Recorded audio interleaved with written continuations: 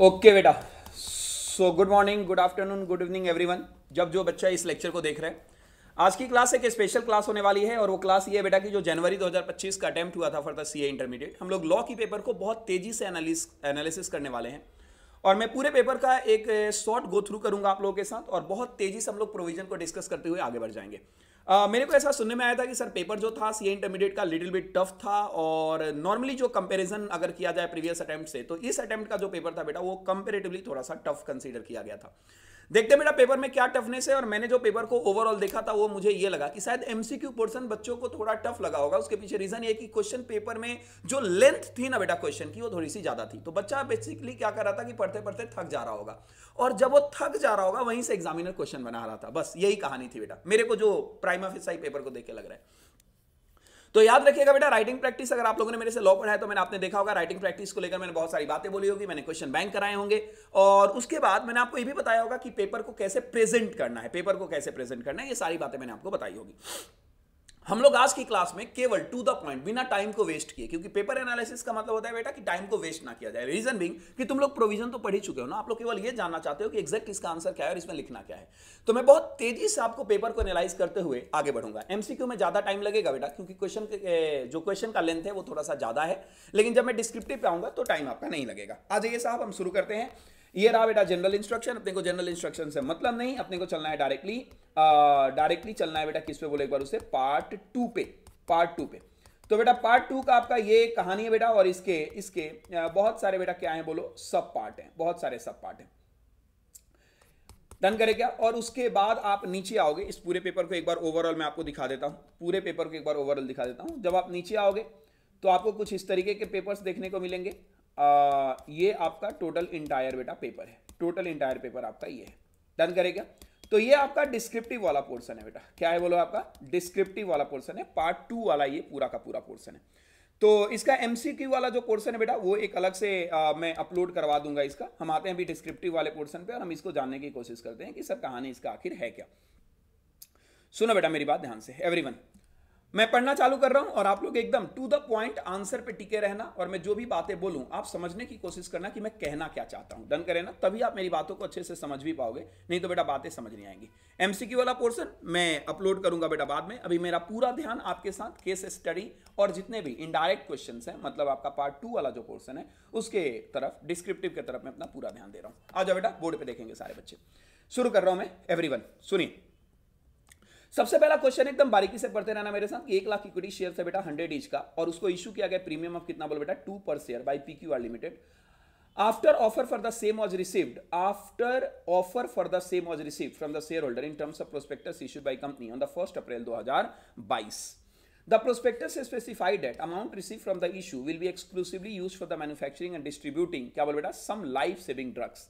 In August 2024, the company, after proper market survey, found that there is an ample demand for artificial intelligence-based software, and therefore decided to go forward for development of such types of software. They also wanted to divert a small amount for investment in the equity shares of large successful company. Since there was a surplus money from the above issue of equity shares, the board of director passed 2 resolution for the above purpose. The first की invest कर दूं मैं 60,000 for development of artificial intelligence, और दूसरा बेटा कि मैं second invest कर दूं 5 lakh in the equity shares of x limited, जो एक लिस्टेड कंपनी है बेटा। In order to avoid any unwarranted situation from the shareholder, director called for extraordinary general meeting in which vote cast in favor of the proposal was in excess of the vote cast against it, मतलब over पास हो गया। सम share holder ने object किया in above action of the board on the following ground, मतलब कुछ लोगों का बेटा इस ऊपर वाले ग्राउंड से ऑब्जेक्शन है। और अब आपको क्या करना है, एक एक करके तीनों पॉइंट का आंसर देना है। सुन बेटा, पहले मैं सारी बातों को ना कंक्लूड कर देता हूं, डिस्क्रिप्टिव के आंसर्स पे बाद में आऊंगा, पहले मैं कंक्लूड करता हूं। कुछ नहीं कहानी है बेटा, ये कहानी डायरेक्टली प्रोस्पेक्टस चैप्टर अगर आप लोगों ने मेरे साथ पढ़ा है ना, तो ये डायरेक्टली सेक्शन नंबर 27 का क्वेश्चन है। अगर आपको सेक्शन नंबर 27 याद है बेटा, तो वहां पे चेंज इन ऑब्जेक्ट आपको एक बात बताई गई होगी कि सर अगर कंपनी ने मान लो कि ऑलरेडी प्रोस्पेक्टस इशू कर दिया है, फंड रेज कर दिया है, और उसके बाद वो अपने उस पूरे के पूरे ऑब्जेक्ट को या पर्पस को ऑल्टर करना चाहती है। डन करे क्या? तो इस सिचुएशन में मैंने आपको ऑलरेडी ये बात बताई होगी कि कोई भी कंपनी बेटा याद रखिएगा ऑल्टर तो कर सकती है, इसमें कोई शक नहीं। आप अपने पूरे के पूरे प्रोस्पेक्टस को बेटा नो डाउट कि आप ऑल्टर कर सकते हो, लेकिन इसमें आपको एक बात ध्यान रखना पड़ता है। और क्या बात ध्यान रखनी पड़ती है कि सर जो भी आप प्रोस्पेक्टस को ऑल्टर करोगे ना, इस ऑल्टरेशन में आपको यह ध्यान रखना है कि आपका जो पैसा है ये पैसा किसी लिस्टेड कंपनी के इन्वेस्टमेंट के लिए यूज नहीं हो सकता। मतलब आप अपने ऑब्जेक्ट को जितना ज्यादा ऑल्टर करना है करो, लेकिन किसी लिस्टेड कंपनी के इक्विटी शेयर्स को परचेज करने में आपको ये पैसा नहीं लगाना है। एक रिस्ट्रिक्शन ये है। अच्छा, दूसरा ये कि आप अगर ऑलरेडी फंड रेज कर रहे हो और अगर कोई पेंडिंग मनी है तो एग्जिट अपॉर्चुनिटी देना है, नहीं तो आप न्यूज़पेपर एडवर्टीजमेंट कराइए, स्पेशल रिजोल्यूशन पास करवाइए और आप अपने ऑब्जेक्ट को बेटा चेंज कर सकते हो, इसमें कहीं कोई दिक्कत नहीं। तो ये कंपनी जो आर्टिफिशियल इंटेलिजेंस में पैसा लगाना चाहती है, सवाल है कि सर क्या लगा सकती है? अरे हाँ भाई हाँ, बिल्कुल लगा सकती है, इसमें कहीं कोई दिक्कत आने वाला बेटा नहीं है। मैं फिर से रिपीट करता हूं, कहीं कोई दिक्कत आने वाला बेटा नहीं है, बिल्कुल कर सकते हो, सेक्शन 27 लगेगा। अब आ जाइए देखते हैं साहब कि पूरी कहानी क्या कही गई है। सबसे पहला बेटा, resolution passed in the extraordinary general meeting was not proper since the required majority did not approve the same। ये बात बिल्कुल सही है बेटा कि देखिए वैसे भी प्रोस्पेक्टस को चेंज करने के लिए आपको स्पेशल रिजोल्यूशन की जरूरत होती है, और यहाँ पे बोला गया है कि जो वोट कास्ट इन फेवर है वो एक्सीड कर गया है अगेंस्ट का, मतलब ओआर है, जबकि बेटा एसआर में क्या बोला जाता है, एटलीस्ट 3 टाइम्स ज्यादा होना चाहिए। तो ये भी बात सही है और ये ऑब्जेक्शन बिल्कुल सही है। That the prescribe detail of the notice which was given to the share holder should also have been publish in the newspaper, बिल्कुल सही बात है। Circulating in the city where the registered office of the company is situated, और उसका justification भी देना है, बिल्कुल सही बात है ये। That the resolution passed for investing 5 lakh in the equity shares of INX Limited is illegal, ये भी सही है, आप लिस्टेड कंपनी में बेटा पैसा नहीं लगा सकते हो। Referring to the applicable provision of the Companies Act, decide whether the contention of shareholder are tenable, answer is yes, बिल्कुल tenable है, इसका रेफर्ड प्रोविजन है सेक्शन नंबर 27। मैं आगे चलता हूं बेटा, मैं आगे चलता हूं, ध्यान से सुनिएगा। अगला जो हमारा क्वेश्चन है बेटा वो है सोहन लाल का केस। देखते हैं बेटा बी का क्या कहानी है। देखिए सोहन लाल का जो केस है बेटा, सोहन लाल का जो केस है वो सोहन लाल का केस दिसन, सुनिए साहब, जो सोहन लाल का केस है वो सोहन लाल का केस क्या है कि Sohan Lal was appointed as a statutory auditor of RST Limited. एक आरएसटी लिमिटेड में बेटा स्टैट्यूटरी ऑडिटर की क्या हुई थी, बोले एक बार उसे अपॉइंटमेंट हुई थी। आगे देखिएगा, और नॉन गवर्नमेंट कंपनी, ये एक नॉन गवर्नमेंट कंपनी बेटा आरएसटी लिमिटेड, कोई बात नहीं, गवर्नमेंट कंपनी अगर हो तो ऑडिटर अपॉइंट सीएजी करता है, अगर नॉन गवर्नमेंट कंपनी हो तो बेटा बोर्ड करता है, बोर्ड के फेलियर में अपना जनरल मीटिंग करती है। लेकिन देखिए क्वेश्चन आगे क्या कह रहा है, बोला गया कि इसको अपॉइंट किया गया था annual general meeting of the company जो 30 सितंबर 2023 को होल्ड किया गया था। डन करें, he was resign after 2 month as he wanted to discontinue the practice and surrendered his certificate of practice and क्या बोले बेटा, ज्वाइन अ मल्टीनेशनल कंपनी। आगे बोला गया, explain how the new auditor will be appointed by RST limited and the condition to be complied with in this regard. अबे भाई very simple, section number 140 का condition यहां पे लगेगा, और वहां पर बोला गया है कि कोई भी डायरेक्टर, कोई भी ऑडिटर अगर रिजाइन देता है तो वो एक अपना रेसिग्नेशन नोटिस कंपनी को भी फॉरवर्ड करता है, साथ में आरओसी को भी फॉरवर्ड करता है। डन करे क्या, और उसकी जगह पे कैजुअल वैकेंसी क्रिएट होती है जो सेक्शन नंबर 139 सबसेक्शन 8 में बोर्ड ऑफ डायरेक्टर के द्वारा फिल किया जाता है। ये बात आप याद रखिएगा। अच्छा एक बात और, अगर board of director casual vacancy fill करता है और वो रेसिग्नेशन ड्यू टू वो वैकेंसी बेटा ड्यू टू रेसिग्नेशन है तो उसको बाद में जनरल मीटिंग के द्वारा अप्रूव्ड भी किया जाता है। तो सेक्शन नंबर 139 सबसेक्शन 8 और साथ में बेटा आपका एक और प्रोविजन लगेगा सेक्शन नंबर 140 रेसिग्नेशन वाला पोर्शन, वो यहां पर बेटा पूरी कहानी है। मैं आपको लेके और आगे चलता हूं बेटा, ध्यान से सुनिएगा एवरीवन क्या कहानी है। अगला क्वेश्चन जो है, अगला जो क्वेश्चन है बेटा वो क्वेश्चन है आपका दिस वन, मुरारी लाल जो एक पर्सन रेसिडेंट आउटसाइड इंडिया है। रिपीट वर्ड, पर्सन रेसिडेंट क्या है बोले बेटा, आउटसाइड इंडिया है। वो देखते हैं कहानी। तो सर ये जो कहानी है, मुरारी लाल एक person resident outside India, Murari Lal एक पर्सन रेसिडेंट क्या है बोले बेटा, आउटसाइड इंडिया है। और यहां पे कहा गया है Murari Lal person resident outside India है as invested in the 4 residential immovable property under a construction in Kolkata. बेटा एक मुरारी लाल है जो पर्सन रेसिडेंट आउटसाइड इंडिया का है और उसने इन्वेस्ट किया है 4 रेसिडेंशियल इमूवेबल प्रॉपर्टी जिसका कंस्ट्रक्शन चल रहा है कहां पर बोले बेटा, कलकत्ता में। कहां चल रहा है बोले बेटा, कलकत्ता में। आगे देखिएगा बोला गया each property is negotiated at rupees कितना बोले बेटा, 2 करोड़। हर प्रॉपर्टी में बेटा याद रखिएगा 2 करोड़ का क्या हुआ है बोले एक बार उसे इन्वेस्टमेंट हुआ है बेटा, 2 करोड़ का इन्वेस्टमेंट हुआ है। डन करें ना, आगे देखते हैं। आगे बोला गया है कि with the company owned by the builders the this amount is to be paid in 2 instalment as 60% on immediate basis on booking and the balance in possession of the property. The above transaction is done by the company owned by builder through 2 brokers from USA on a commission basis. Mr. Murali Lal, as per the terms and condition, remitted 60% amount of all immovable property directly to the क्या बोले बेटा, company. Answer the following explanation, the provision of the FEMA 1999। बेटा सुनो मेरी बात ध्यान से, पूरे के पूरे क्वेश्चन को मैं डिजाइन कर रहा हूँ। कहानी कुछ नहीं बेटा, कहानी ये है कि एक बंदा बाहर वाला बंदा है और वो बेसिकली 4 इमूवेबल प्रॉपर्टी कोलकाता में कंस्ट्रक्ट करा रहे हैं, और हर प्रॉपर्टी का बेटा नेगोशिएटेड वैल्यू जो दी गई है वो 2 करोड़ दी गई है, और कंपनी बेटा ये जो है वो ओन किया गया है बिल्डर के द्वारा ही। नाउ ये अमाउंट जो पे किया जा रहा है ना, वो किया जा रहा है बेटा in 2 instalment as 60% on immediate basis on booking, और बैलेंस जो दिया जा रहा है बेटा वो पोजेशन ऑफ द प्रॉपर्टी पे दिया जाएगा। अब ये ट्रांजैक्शन डन बाय कंपनी, एक ट्रांजैक्शन जो कंपनी कर रही है बेटा वो मतलब जो बिल्डर ट्रांजैक्शन कर रहा है वो basically to broker from the USA के बेसिस पे कर रहा है, कमीशन बेसिस पे।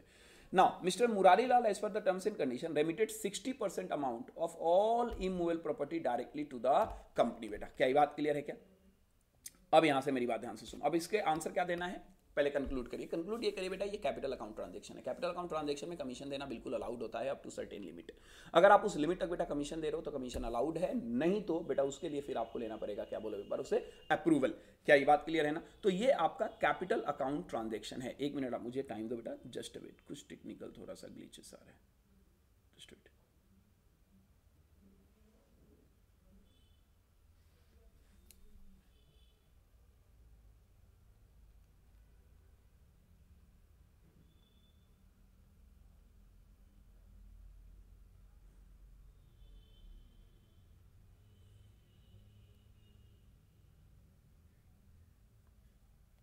Just wait.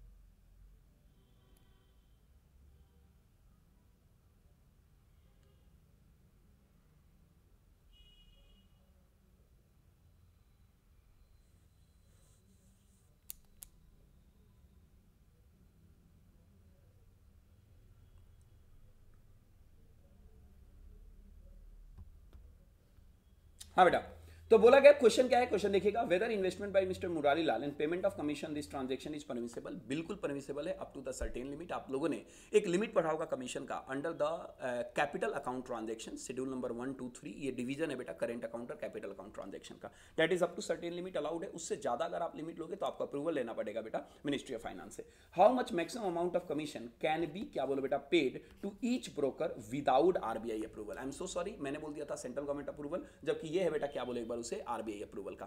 तो ये अगर आप देखोगे ना तो ये मैंने ऑलरेडी आपको, ये क्वेश्चन डायरेक्ट क्वेश्चन है बेटा, मैं आपको डायरेक्टली फेमा का वो क्वेश्चन दिखा देता हूं जहां से आप इसको डायरेक्टली मैच भी कर सकते हो, डायरेक्टली मैच कर सकते हो। तो ये क्वेश्चन आपको लग रहा होगा टफ, जबकि बेटा ये टफ है ही नहीं, बिल्कुल भी टफ नहीं है।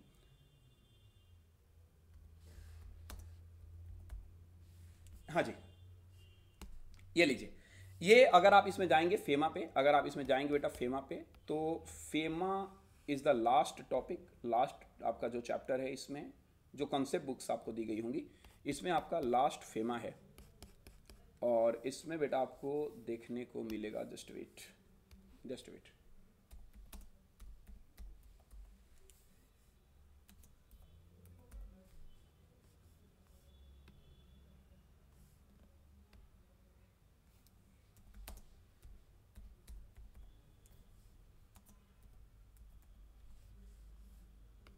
एक मिनट रुक जाओ बेटा, थोड़ा सा इशू आ रहा है।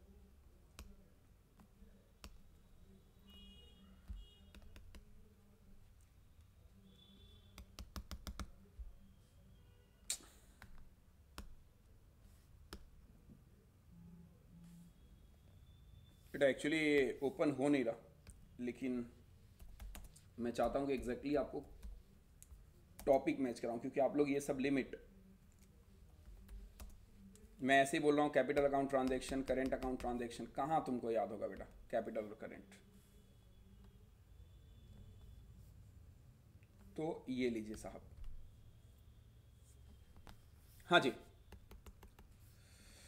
मैं आपको लेके चलता हूँ इसमें डायरेक्टली फेमा वाले टॉपिक। ये आपका फेमा का टॉपिक है बेटा, और फेमा दिस वन 594, और हम लोग चलते हैं बेटा डायरेक्टली लिमिट पे, जो लिमिट अलाउड है आपका नॉट अलाउड है। तो कमीशन की वहां पे ये लो बेटा, ये आपका शेड्यूल नंबर 1 है जो आपके करेंट अकाउंट ट्रांजैक्शंस के लिए था, जिसके लिए प्रोहिबिटेड है। शेड्यूल नंबर 2 जहां पे आपको अप्रूवल लेना था किसका बोलो बेटा, सेंट्रल गवर्नमेंट का। And this is your schedule number 3 जहां पर आपको लेना था क्या बोलो बेटा एक बार उसे,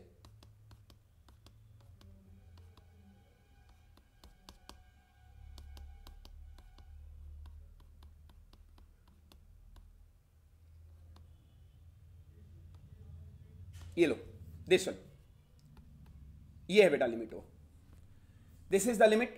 अगर आप देखेंगे तो ये रेमिटांसेज एक्सीडिंग, माफ करिए, कमीशन पर transaction to agent abroad for sale of residential flat और commercial plot in India exceeding कितना बोलो बेटा 25,000 USD और 5% of the inward remittances whichever is क्या बोलो बेटा मोर। तो ये आपका परमिसेबल लिमिट है। अगर आप इस लिमिट से ज्यादा जाते हो ना तो याद रखिएगा आपको क्या करना होगा, आरबीआई का अप्रूवल लेना होगा। आपको क्या करना होगा बेटा, आरबीआई का अप्रूवल। और ये पूरा का पूरा जो आपका पॉइंट है अल्टीमेट कौन से, शेड्यूल नंबर 3 का ट्रांजेक्शन है बेटा।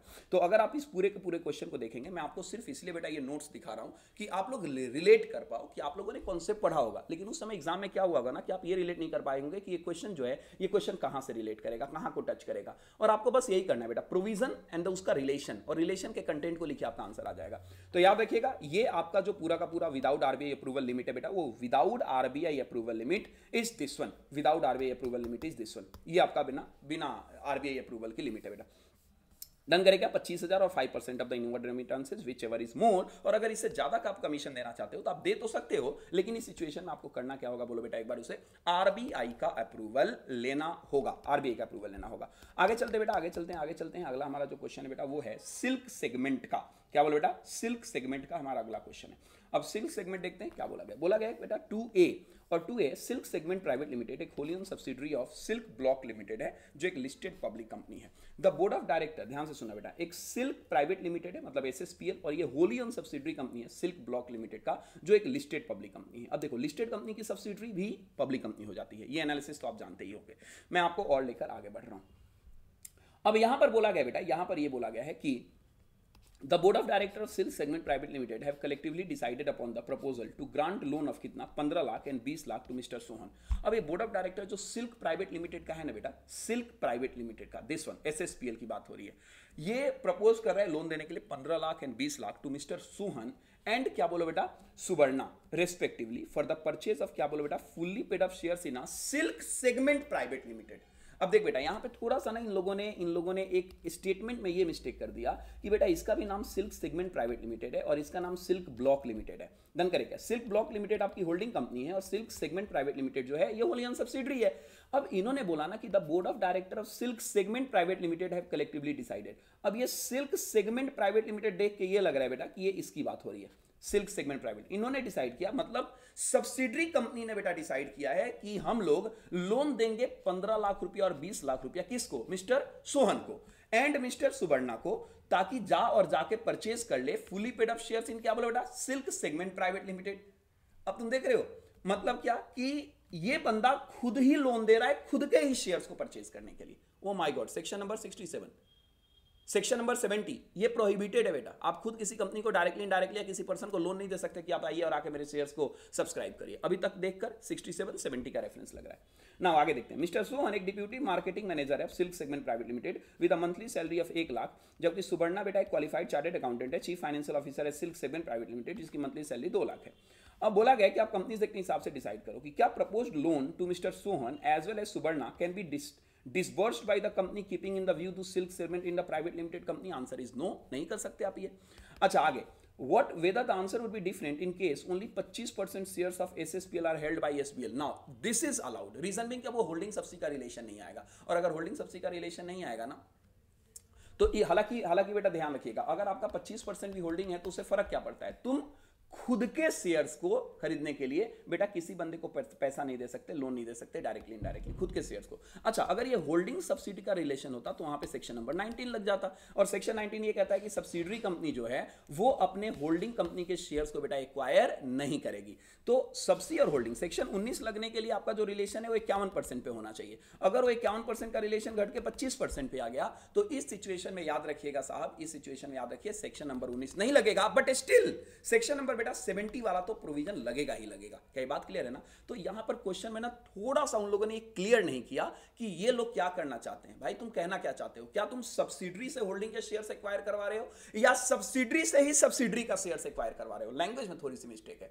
ऑल टुगेदर मेरा मानना है कि इसका आंसर आप अल्टरनेटिवली करके लिख दें, और रेफरेंस इसमें आपका आर्टिकल सेक्शन नंबर 19 का भी आएगा, सेक्शन नंबर 70 का भी आएगा। थोड़ा सा लैंग्वेज मिस्टेक, हालांकि अभी देखने वाली बात है कि इंस्टीट्यूट इसका आंसर क्या दे रहा है। ऑल टुगेदर बहुत सारे लोग अलग अलग तरीके से अपना परसेप्शन लेके और अपना अलग अलग तरीके से बेटा इसका आंसर दे सकते हैं। आगे देखिएगा, एक और क्वेश्चन है बेटा, फॉलोइंग आर द एक्सट्रैक्ट, ये नीचे कुछ एक्सट्रैक्ट दिए गए हैं from the financial statement of BY private limited which is neither a startup nor it is associate और subsidiary company of any other company, मतलब एक नॉर्मल कंपनी है बेटा, डन करेगा, वो भी प्राइवेट, जिसका थोराइज शेयर कैपिटल ये है, पेड अप शेयर कैपिटल ये है, सिक्योरिटी प्रीमियम इतना है, जनरल रिजर्व इतना है, टर्म लोन उन्होंने ले रखा था 12 लाख का, कैश क्रेडिट लोन वगैरह ले रखा है बेटा कितने का, 5 लाख का। क्या बोलो बेटा, कितने का ले रखा है, 5 लाख का। आगे चलते हैं साहब, आगे चलते हैं, और उसके बाद क्या बोला गया है, आगे क्या बोला गया बेटा, तो आगे ही बोला गया कि the company has never failed to file the annual return and the financial statement with the registrar. Sir कोई भी कंपनी फेल नहीं हुई है फाइल करने के लिए, क्या बोलो, मतलब कंपनी ने कोई भी एनुअल फाइलिंग में कोई बेटा डिफॉल्ट नहीं किया है, कोई भी डिफॉल्ट एनुअल फाइलिंग में नहीं किया। डन करें, आगे देखिएगा, the company has already successfully क्या बोलो बेटा, repaid all the money which were accepted earlier in the form of deposit along with the due interest, मतलब जितने भी डिपॉजिट एक्सेप्ट हुआ था सब कुछ रिपे हो चुका है। Since the company was successful in implementation of its housing project by utilizing the money accepted in the form of deposit, the board was interested to accept a deposit once more and take up क्या बोलो बेटा, another housing project in Noida, मतलब previous वाला deposit repaid है और नया वाला deposit Noida में लेकर, और मतलब नया वाला डिपॉजिट लेकर और नोएडा में प्रोजेक्ट चालू करने के लिए कंपनी सोच रही है, कोई दिक्कत नहीं जी। Since the member of the company were having sufficient surplus money which they wanted to invest in the company to start the project, however, their conditions was that the same will be provided by them if the company accept them in the form of deposit and applicable provision of the Companies Act 2013। कोई दिक्कत नहीं, rules made there under are strictly complied with, but the board of director of BY private limited were not in a support of depositing any amount in deposit repayment reserve account for the purpose of repayment of the set deposit, since the repayment was to be made out of the amount receive from the customer who were going to book for the flat in the housing project, two proposals came for review to the board, out of which only one proposal was to be selected. The board wanted you to advise them in choosing the appropriate deposit scheme. अब proposal क्या है बेटा, ध्यान से सुनो, proposal ये है कि आप डिपॉजिट एक्सेप्ट कर लो, कितने का बोलो बेटा एक बार उसे, 20 करोड़ का, और रिपे कर दो उसको interest at the rate 7% per annum. दूसरा बेटा एक्सेप्टेंस डिपॉजिट करो 14 लाख रुपए का, मतलब 14 करोड़ रुपए का, और उसको रिपे कर दो बेटा interest at the rate 8% per annum. Referring to the applicable provision of the Companies Act 2013 and rules made thereunder and the notification issued in this respect, advise the board stating the justification in support of your क्या बोलो बेटा advice। इसमें कुछ कहा नहीं जा रहा बेटा, इसमें केवल ये कहा जा रहा है कि एक कंपनी बेटा जिसका ये सारा का सारा अपना फाइनेंशियल डिटेल है, और वो कंपनी अपना कोई डिफॉल्ट भी नहीं की है, जितना डिपॉजिट पहले उसने एक्सेप्ट किया था वो सारा डिपॉजिट उसने क्या कर दिया बेटा, प्रॉपर्ली पे कर दिया है, प्रॉपर्ली उसने सारा का सारा डिपॉजिट पे कर दिया। नाउ कंपनी ये चाहती है कि मैं एक डिपॉजिट एक्सेप्ट करूं, ताकि मतलब नया डिपॉजिट एक्सेप्ट करूं ताकि बेटा उसको नोएडा में एक नए प्रोजेक्ट के हिसाब से, मतलब नए प्रोजेक्ट में पैसा लगा सकूं। लेकिन जो बोर्ड ऑफ डायरेक्टर है बेटा वो इसके सपोर्ट में नहीं है कि सर मैं अमाउंट लूं डिपॉजिट का और उसको फिर, क्योंकि जब डिपॉजिट आप क्रिएट करोगे तो आपको डिपॉजिट रिपेमेंट रिजर्व क्रिएट करना पड़ेगा, डीआरआर अकाउंट। तो since the repayment was to be made out of the amount receive from the customer who were going to book for the flat in the housing project, to proposal came for the review to the board. बोला गया कि देखिए इस situation में क्योंकि बहुत सारे पैसे उस बंदे से भी आएंगे जो बंदा फ्लैट के लिए बुकिंग करने जा रहा है, तो इस सिचुएशन में 2 प्रपोजल आ रहा है, किसके पास बोलो बेटा, बोर्ड के पास 2 प्रपोजल आ रहा है। और वो क्या प्रपोजल आ रहा है दो, तो पहला बेटा कि कंपनी या तो क्या करे कि 20 करोड़ रुपए डिपॉजिट एक्सेप्ट कर ले और रिपे कर दे उसको, इंटरेस्ट एट द रेट कितना बोलो बेटा, 7% पर एनम, 7% पर एनम। और दूसरा ये बेटा कि वो एक्सेप्ट कर ले डिपॉजिट ऑफ कितना बोलो बेटा, 14 करोड़, और उसको रिपे कर दे कितने में बोलो बेटा एक बार उसे, इंटरेस्ट एट द रेट कितना बोलो, 8% बेटा क्या बोलो पर एनम। अब इसमें आपको क्या करना है बेटा कि आंसर देना है इन support of your companies act provision.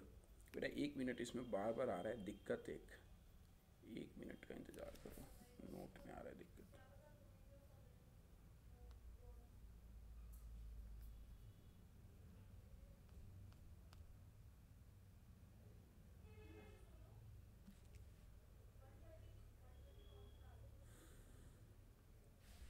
हाँ बेटा, आई होप कि आपको दिख रहा होगा, यस दिख रहा है। अब इसमें ना आपको करना क्या है बेटा, तो इसमें देख कुछ नहीं करना बेटा। सबसे पहले ना तुम जब भी ऐसे क्वेश्चन एग्जाम में है तो आप एक बात हमेशा याद रखना कि सर इस लिमिट का मतलब ये जो प्रपोजल दिया गया क्या इसका इस फाइनेंशियल डिटेल से कोई लेना देना है क्या।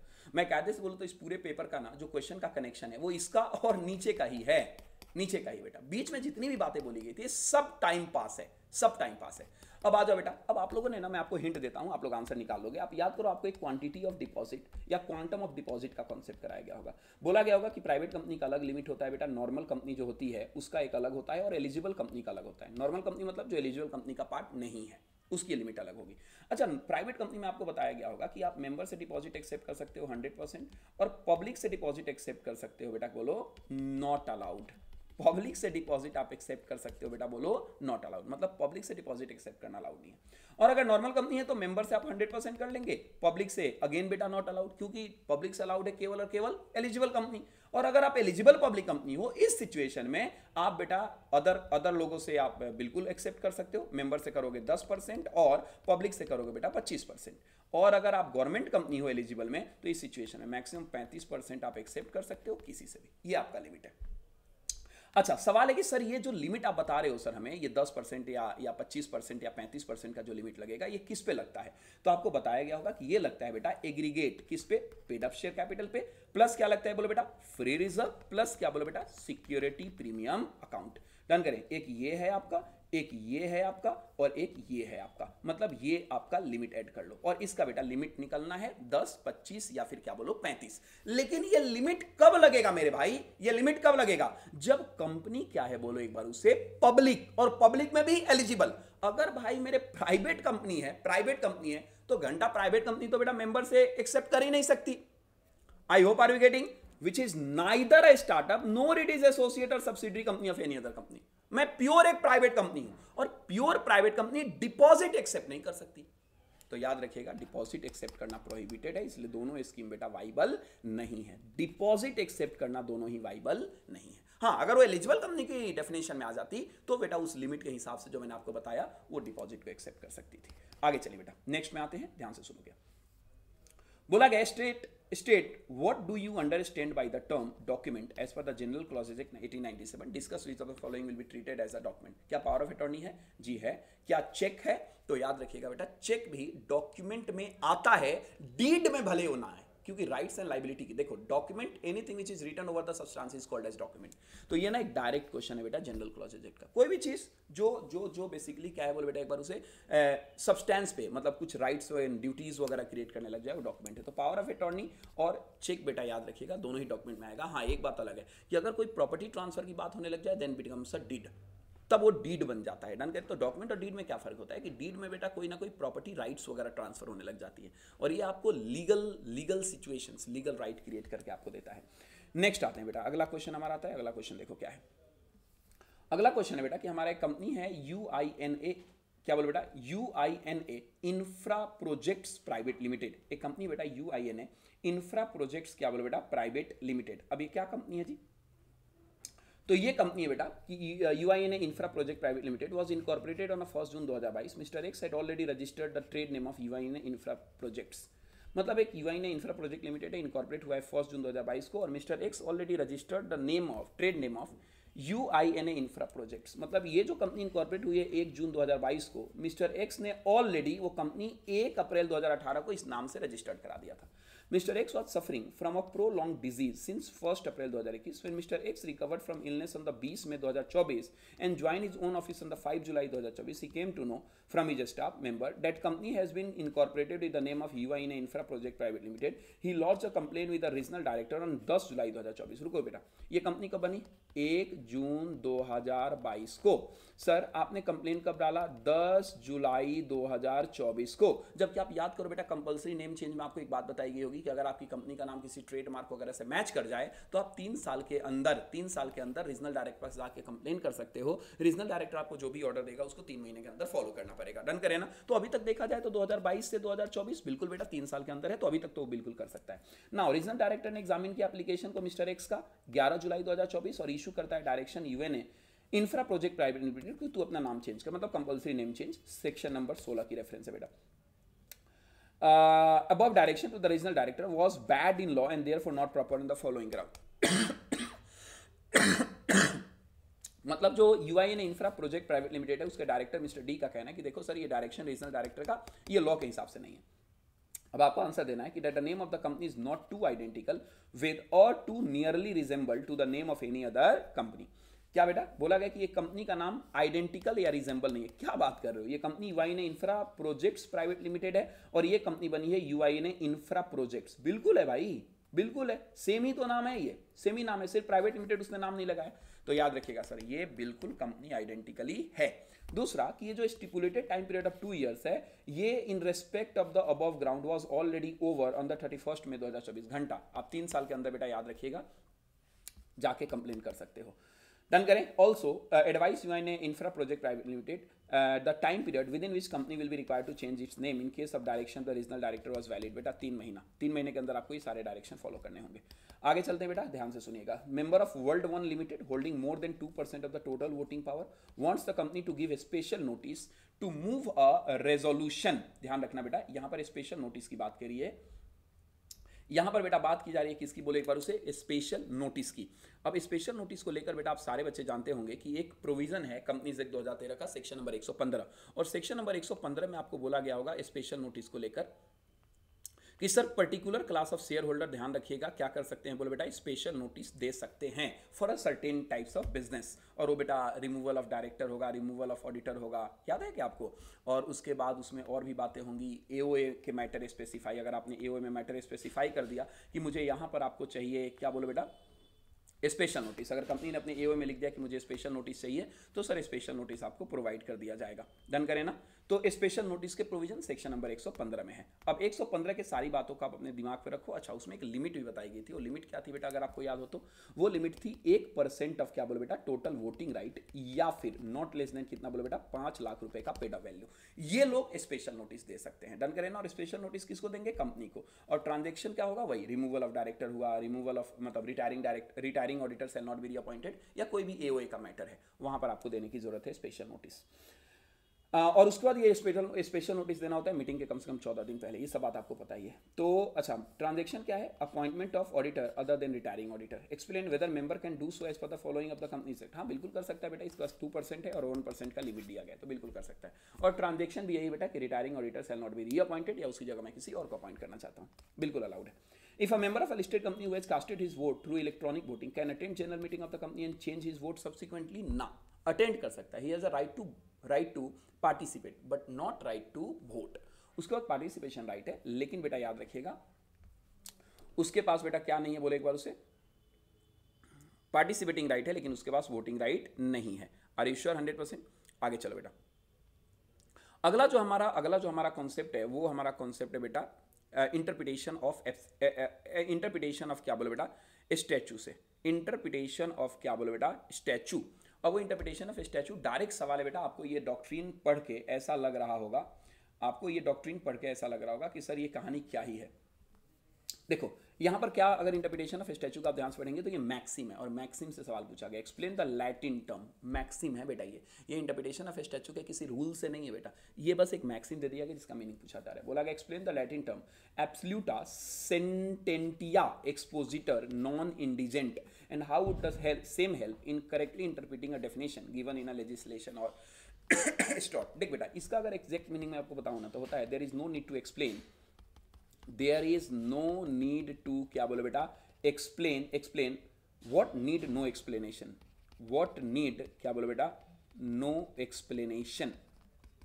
याद रखना, जिस चीज़ की एक्सप्लेनेशन की कोई ज़रूरत नहीं है उसको एक्सप्लेन करने की कोई ज़रूरत नहीं है। याद रखिएगा, मैं फिर से रिपीट करता हूँ, जिस चीज़ को एक्सप्लेन करने की कोई ज़रूरत नहीं उसको एक्सप्लेन करने की कोई ज़रूरत नहीं। मतलब अगर कोई चीज़ अनटिल अनलेस कंफ्यूज ना करे आपको, तो हमेशा किसी का लिटरल इंटरप्रिटेशन निकाला जाता है, और ये रूल ना बेटा लिटरल इंटरप्रिटेशन में हेल्प करता है। इसीलिए read a law what is being written, you should neither add something nor you can delete something. तो ये सब स्टेटमेंट आपको इसमें बना के लिखना होगा।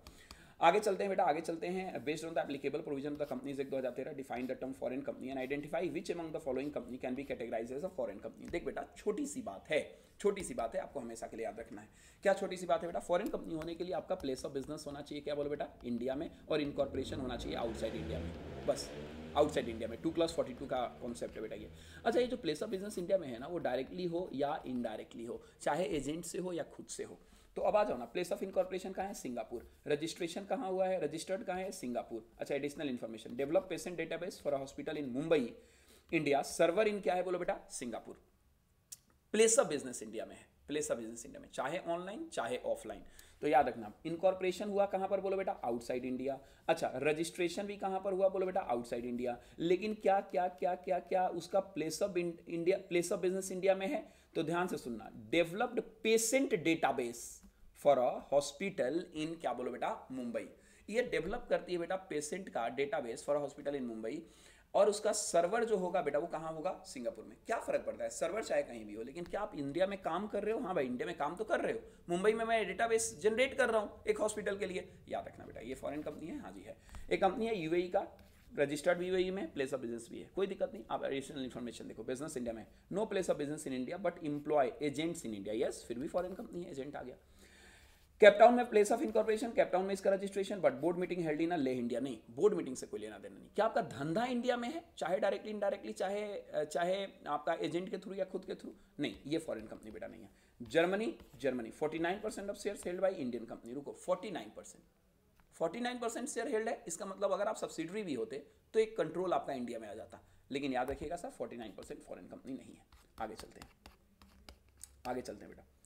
अगला जो क्वेश्चन है, NS and associate LLP form किया गया 2020 में, and it was engaged in the business of क्या बोलो बेटा, manufacturing of plastic part.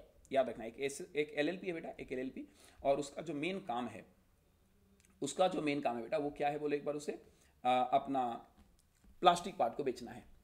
Engaged in the business of manufacturing of plastic part of automobiles. It constitute Mr. Naveen and Mr. Suresh as a designated partner who were responsible for obtaining contract from a various automobiles manufacturer across the country for supply of spare parts for vehicle. In the year 2021, an investigation was ordered by the tribunal against the LLP in connection with a financial fraud worth rupees कितना is Mr. J, one the accounts manager and employee of the LLP, was accused by a complaint as one of the proprietor to the fraud. बस fraud का penalty direct question है बेटा। हालांकि आगे देखिए क्या बोला गया। Tribunal levied a penalty of 1,25,000 to be paid by Mr. J on his conviction. Mr. J approached the tribunal and provided vital information about the other black sheep involved in the fraud, thus aiding in the investigation process. The tribunal is considering of providing some relief to the penal action taken against him, while the LLP is planning to suspend Mr. J from a service for this act. अब आपको बोला गया है कि क्या tribunal wave of कर सकती है क्या, या पेनल्टी रिड्यूस कर सकती है क्या। मैं आपको एक बात बताऊं, इसको कहते हैं बेटा, इसको कहते हैं बेसिकली, जब भी आप अपनी गिल्ट एक्सेप्ट करते हो किसी अथॉरिटी के पास और अपनी पेनल्टी को बेटा क्या कर देते हो बोलो, रिड्यूस, तो इसको कंपाउंडिंग ऑफ ऑफेंस कहते हैं। मैं फिर से रिपीट करता हूं, कंपाउंडिंग ऑफ ऑफेंस का मतलब होता है accept the guilt and reduce the liability imposed on them. तो बिल्कुल वेव ऑफ किया जा सकता है ट्रिब्यूनल के द्वारा, इसे कंपाउंडिंग ऑफ ऑफेंस कहते हैं, प्रोवाइडेड वो इंप्रिजनमेंट के थ्रू ना हो। अगर जेल हो गया ना आपको तब बेटा उसका कंपाउंडिंग नहीं होता। Can LLP suspend mister J from a service for commission of the act of revealing the name of the other accused involve in the fraud? No, नहीं कर सकते बेटा। सस्पेंशन का खेल केवल और केवल बेटा पार्टनरशिप फॉर्म में होता है, एक्सपल्सन ऑफ पार्टनर, और वो भी सर्टेन ग्राउंड पे होता है। ये ग्राउंड तो बेटा पार्टनरशिप में भी अलाउड नहीं है। एजेस्टम जेनरिस बेटा, ये कहानी आपने सुना होगा, डायरेक्ट आपका 3 सिचुएशन जहाँ पे एजेस्टम जेनरिस अप्लाइड नहीं होता, तो जहाँ पे डायरेक्ट इंटरप्रिटेशन हो जाती है, कोई कंफ्यूजन नहीं है, स्ट्रेट फॉरवर्ड मीनिंग निकल रहा है, वहाँ पे एजेस्टम जेनरिस नहीं लगेगा। ये कॉन्सेप्ट आपका नॉर्मल है, डायरेक्ट क्वेश्चन है बेटा, इसको करते रहना। एक क्वेश्चन है, quick Money limited attract a provision of section number क्या बोलो बेटा, 135। ओ माय गॉड, ये तो सीएसआर का प्रोविजन है। कम ऑन एवरीवन, किसका प्रोविजन है बोलो बेटा, ये आपका सीएसआर का प्रोविजन है, सीएसआर का प्रोविजन है। डन करें, आगे देखते हैं बेटा। आगे बोला गया है कि section Quick Money limited attract, Quick Money limited क्या बोलो बेटा, attract section Quick Money limited attract a provision of section 135 of the companies act 2013 of the companies act क्या बोलो बेटा 2000 क्या बोलो 13, and it has a minimum average obligation to spend corporate social responsibility amount of कितना बोलो बेटा 50 करोड़। इसको 50 करोड़ का मिनिमम क्या है बोलो बेटा ऑब्लिगेशन है।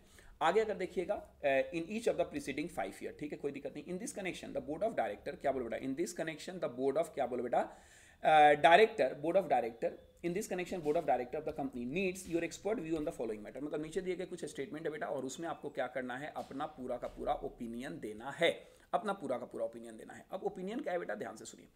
सबसे पहले बोला गया कि क्या इंपैक्ट असेसमेंट, सबसे पहले आप हमें बताओ कि इंपैक्ट असेसमेंट होता क्या है, मतलब इंपैक्ट असेसमेंट क्या है। उसके बाद इन्होंने बोला है कि whether impact assessment is required to be taken by all the company and who can conduct impact assessment. नालायक को इसका आंसर बहुत सिंपल है। 135 का अगर आप लास्ट में जाओगे, सेक्शन नंबर 135 में लास्ट में मॉड्यूल मैंने कॉन्सेप्ट दे दिया इंपैक्ट असेसमेंट, और ये क्वेश्चन बच्चों को परेशान करने के लिए दिया गया। टॉपिक टफ नहीं है बेटा, बहुत आसान टॉपिक है।